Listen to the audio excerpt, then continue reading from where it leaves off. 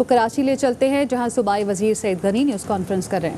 ہمارے ان کے چیئرمینز اس کے اندر شامل تھے اور ہمارے سیکرٹری اسکول، سیکرٹری کالجز اور سیکرٹری یونیورسٹیز اینڈ بورڈز، یہ تینوں سیکرٹریز اس میں شامل تھے. انہوں نے اپنی میٹنگ کل کی اور اس میٹنگ میں کچھ انہوں نے پروپوزلز دیے جو آج ہم نے فیڈرل گورنمنٹ کے ساتھ جو میٹنگ تھی اس میں بھی رکھے، لیکن پھر میں نے مناسب سمجھا کہ میں آپ کو بھی ان سے آگاہ کر دوں. اس میں کچھ ٹیکنیکل چیزیں ہیں جو ضرور ہمیں دیکھنی ہیں. ایک تو نویں جماعت کا جو طالب علم ہے وہ 10ویں جماعت میں چلا جائے گا جو اس کا رزلٹ ہوگا 9th کلاس کا اس کی بنیاد پر، اور اسی طرح سے جو 11ویں کلاس کا اسٹوڈنٹ ہوگا وہ 12ویں کلاس میں چلا جائے گا اپنے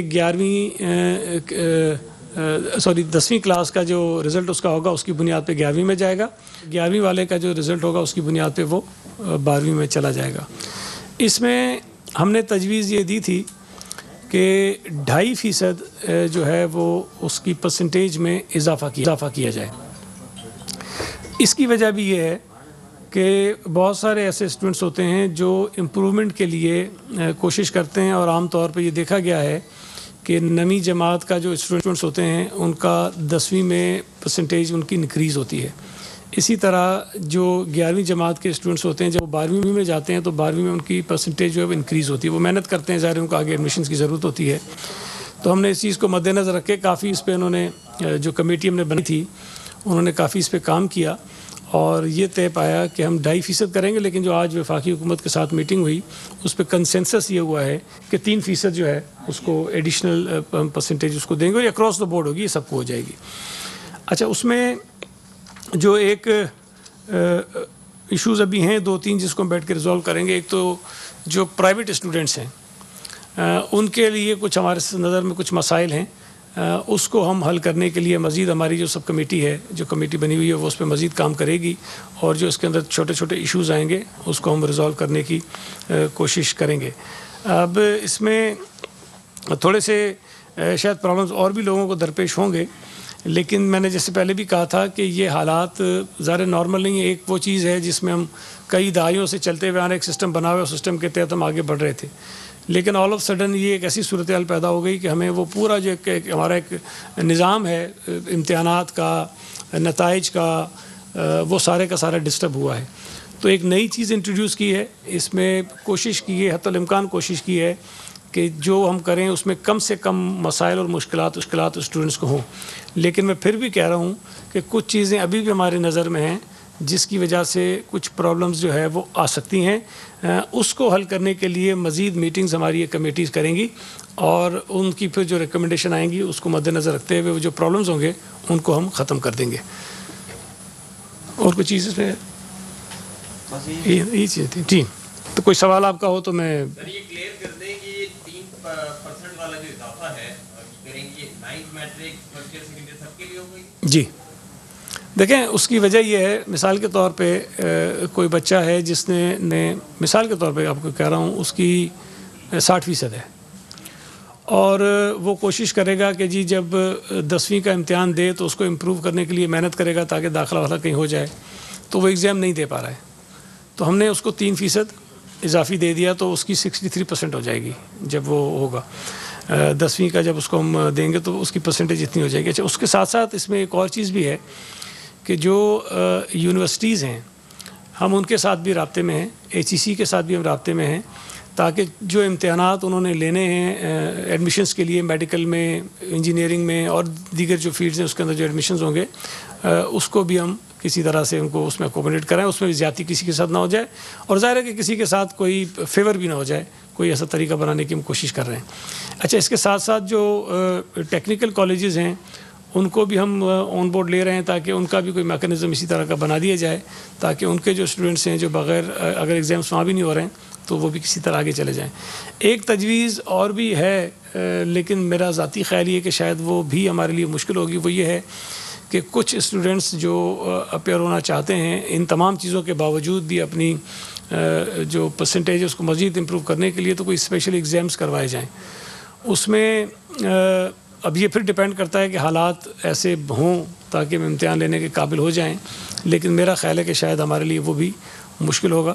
لیکن میں نے بتایا نا کہ کچھ ایشوز ضرور ایسے ہیں جو ہمارے سامنے آ رہے ہیں، اس کے لیے ہم جو ہے وہ اپنی کمیٹی کو ہم نے پھر کہا ہے کہ وہ بیٹھیں.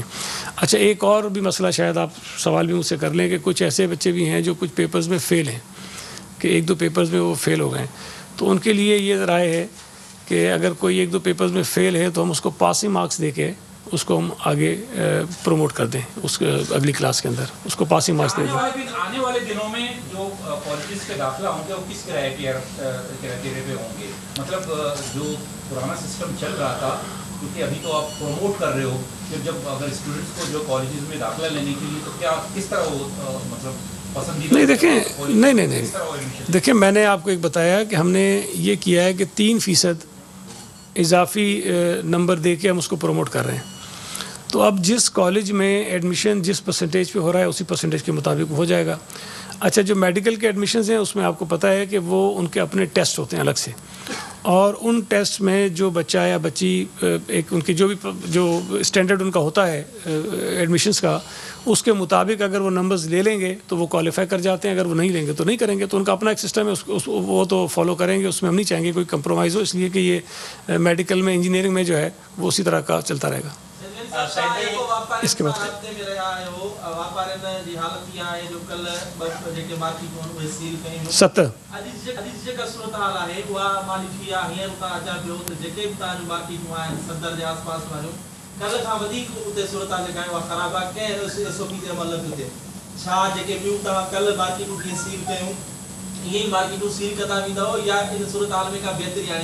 ॿियो नंढो सवाल मुंहिंजो इहो आहे, IB पास जेके हेड मास्टर आहिनि उन्हनि खे जुलाई ताईं एक्सटेंशन ॾिनी हुई, 1 महीनो उन्हनि में बचियो आहे.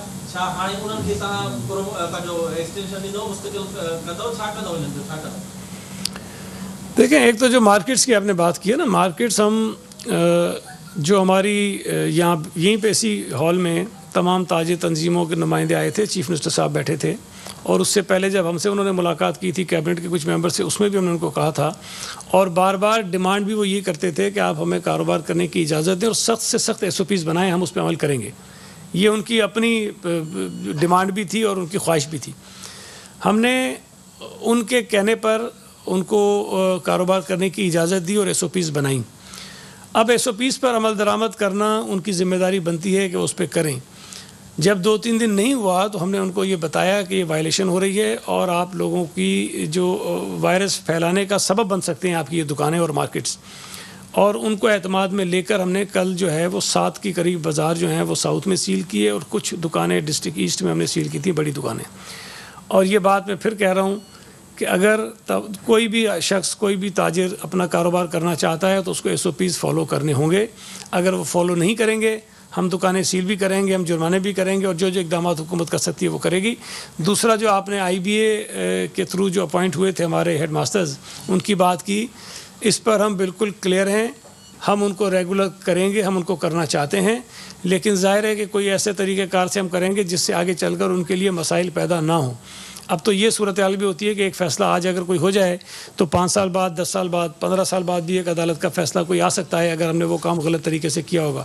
تو ہماری خواہش صرف اتنی ہے کہ اگر ہم کوئی ایک کام کریں، ان کو اگر ریگولائز کریں تو کسی ایسے طریقے سے کریں جس سے آگے چل کر ان کے لیے مسائل پیدا نہ ہوں اور وہ پرماننٹلی ان کے سر پہ کوئی تلوار لٹکی ہوئی نہ ہو.